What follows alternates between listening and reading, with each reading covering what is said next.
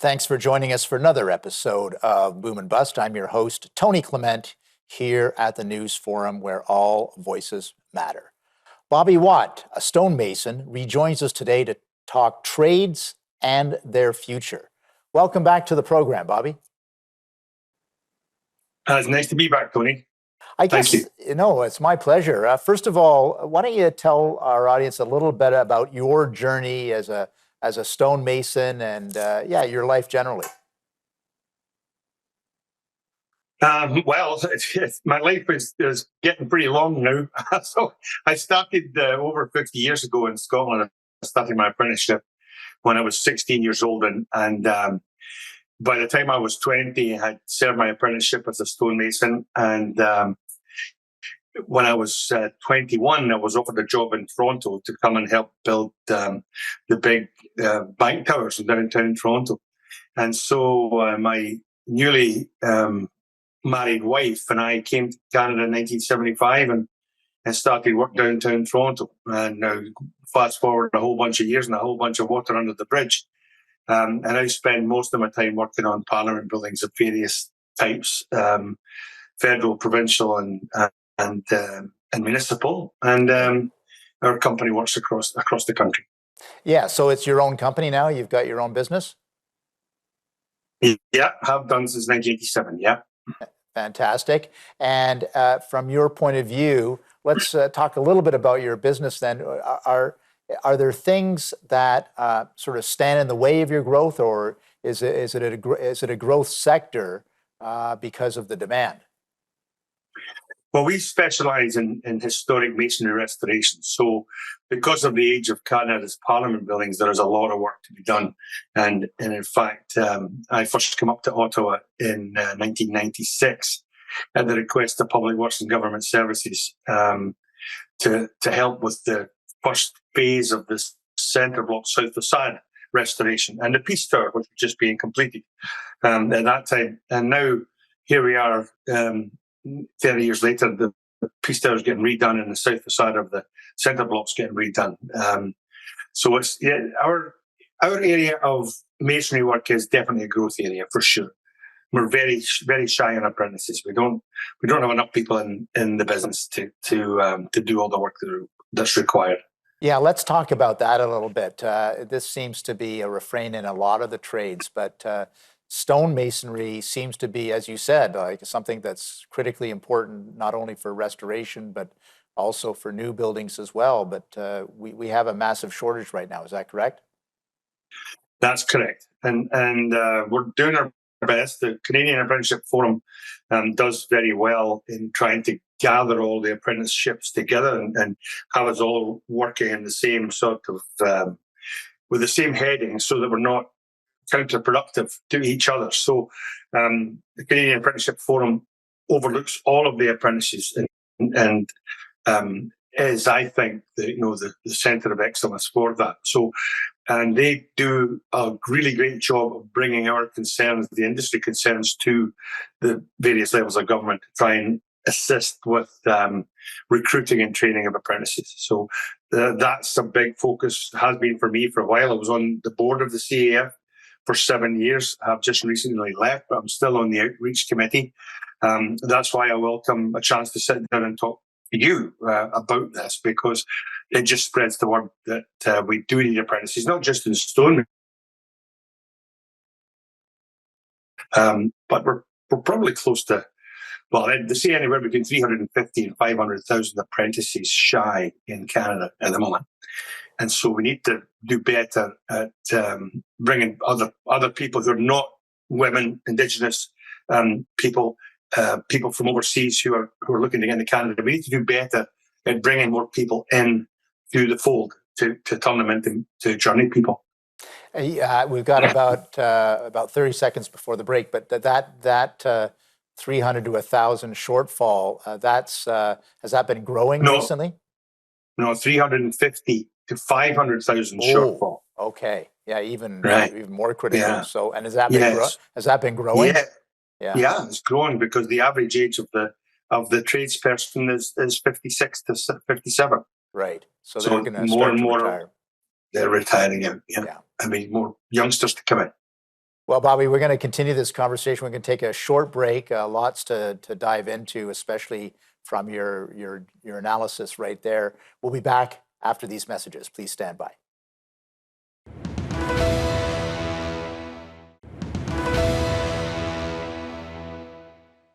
Welcome back to Boom and Bust. I'm your host, Tony Clement, here with Bobby Watt. He is the president of RJW Stonemasons. He's a stonemason himself. Bobby, let's sort of unpack a little bit about what the issues are and what the possible solutions are in stonemasonry and trades in general. Is our education and training system still lacking in these areas? I think we're getting better, Tony. There's been huge outreach to the kids, younger and younger kids now. So I've done talks in high schools to grade 8s, grade 9s now. Before it was always sort of pushed to the grade 11s and 12s just before they left school. But now we're focusing on younger kids to try and see, or try and show them that there is another way to go, a way that they can come into the workforce and start earning money right away on day one, hour one, and be trained and be outfitted and be helped through a course of 4 years generally, sometimes 3, but usually a 4-year, 8,000-hour apprenticeship that sees them on the other end of that, making in the high 80s, $90,000, and some of the foremen and specialists as my stonemasons will be over the $100,000 mark, and with that, there's no student debt to pay off. Right. They carry on. They carry on with their lives, and can hopefully find a place to buy this reasonable place to live and have their own kids, and the world keeps going along. But getting the kids to understand that it's another way. It's sometimes harder to persuade the parents that it's not every kid has to go to university or college. I always say there are far too many psychologists in the world anyway. We need more stonemasons. So, and there are a lot of people pumping gas at Canadian Tire that have university degrees. Yeah, indeed. Yeah. So, I mean, is it starting to have an impact? Are you starting to see those arguments sort of laying the basis for a revival of domestic stonemasons and tradespeople? absolutely. You imagine that there's an awful lot of very, very influential people who are now seeing the benefits of having better trades. I mean, people living in Forest Hill and in Toronto having to hire a plumber come and fix something simple and seeing how much they're getting charged would let them see just how critical it is to the whole scheme of things that tradespeople are brought along and trained properly, and all the work that has to be done.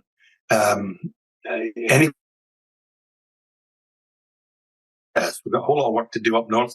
We've got a whole lot of work to do in the burgeoning cities with people immigrating. We need people to build houses.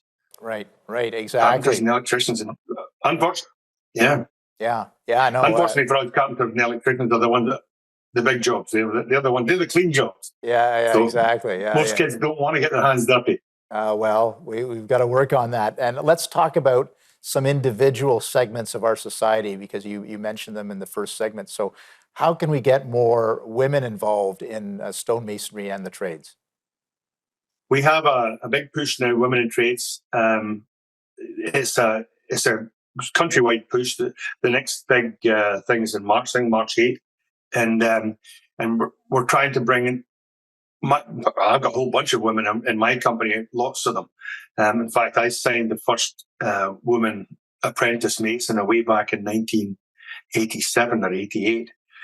First one ever registered in Ontario. So we have about 20% of our workforce generally are women, and we are. I know from the union, from the guys at the union telling me we're ahead of the game as far as that goes. But there is a big federal, provincial, and union push to get more women into the trades, and it's working. It's working. There are lots of young women who are coming up and being welders and high steel erectors. My goodness, I mean, I couldn't imagine being up that high on a building and moving these big steel beams in. But I know one very famous woman who does just that. But she spends a lot of her time now reaching out to other women and going to schools and talking too. So, and I will talk to your producers. There's somebody that should be on your show for sure. Yeah, no, that sounds very interesting, and I'm glad that she's getting out there to express how this is open to not just men but also women. So that sounds very interesting for sure. We're going to continue there's a bunch of other segments I want to talk to you about as well, but we're going to take a brief commercial break. We'll be back with our guest after that break. Please stay with us.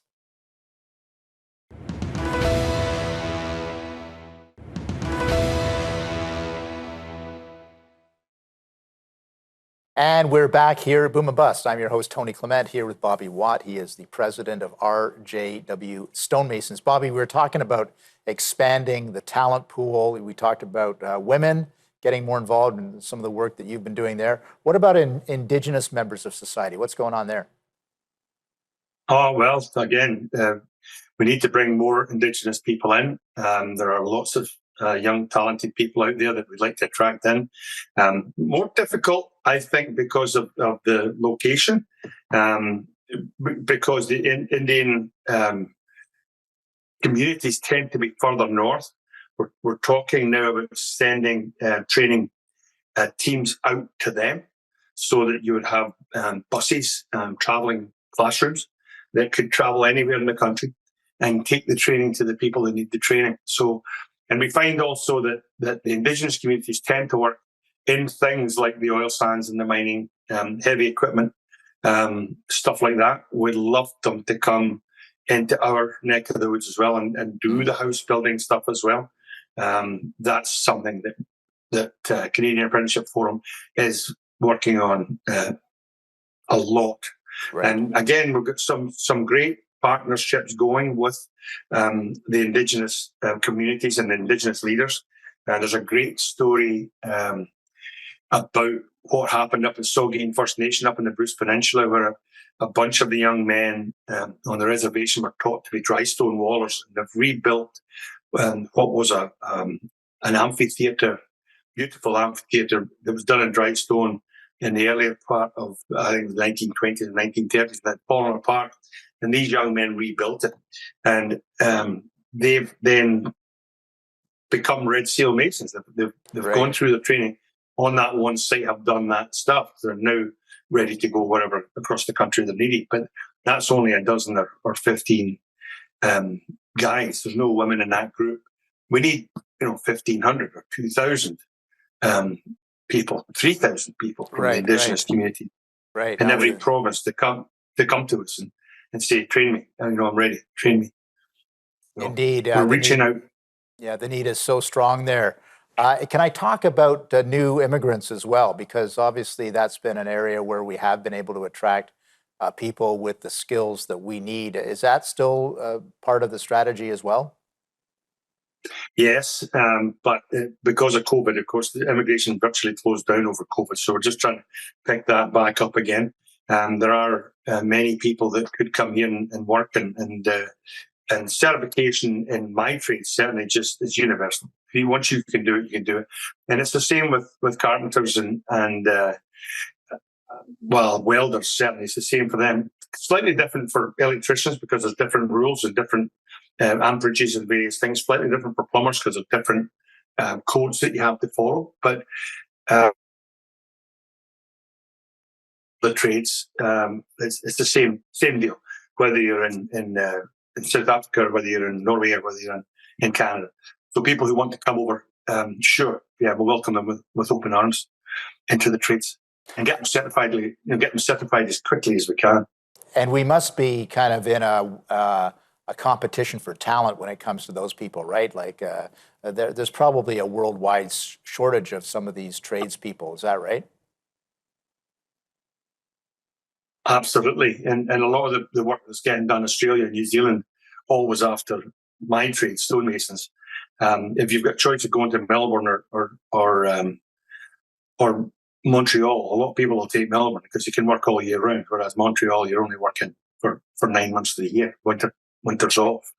So there's there's a bunch of stuff. There's a bunch of hurdles to jump.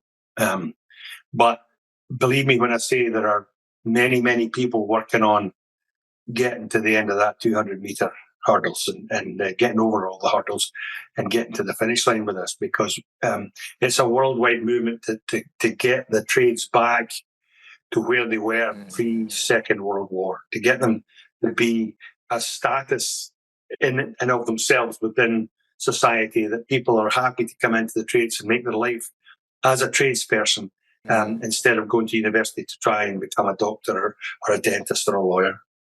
Yeah, we've got about 30 seconds before the segment's over, but it sounds like people are cooperating more on this. Is that fair to say? Is there a new sense of cooperation on these? Yeah, I would say so. And a bigger group of people who are getting involved from all levels of the stratosphere. The people that have to get involved are getting involved. There's a new $5,000 initiative for every apprentice signed now. From the federal let's government. talk about that. We're going to take a brief break, but that's an important point. We'll talk about that right after the break. Please stay with us.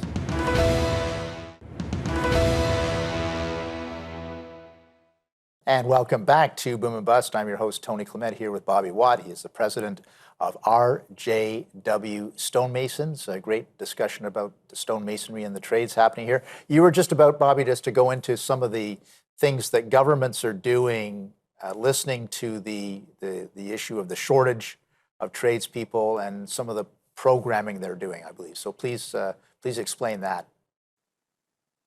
Well, there's a lot of grants now become available for companies who are willing to take on apprentices, and $5,000 is one of them to the company.